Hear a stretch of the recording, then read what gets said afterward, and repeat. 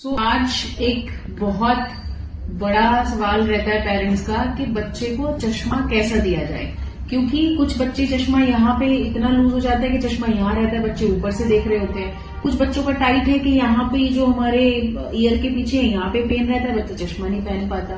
तो चश्मा जैसे आप ये शेप देख रहे हैं, ये शेप बहुत आइडियल शेप है। इसमें क्या है, ये 4-5 साल के बच्चे को बहुत अच्छे से फिट होगा। तो हमें देखना क्या होता है कि एक तो हमारा जो ये राउंड एरिया है, जो आई का एरिया, ये कवर हो। चश्मा बहुत जल्दी बहुत बड़ा ना हो कि वो बार बार नाक से स्लिप कर रहा है। वो कैसे चेक करेंगे, बच्चे को चश्मा पहनाओ और नीचे आप उसका एक बार हैंडशेक कराओ। अगर वो नीचे हैंडशेक करते ही चश्मा आ रहा है, इसका मतलब चश्मा लूज है।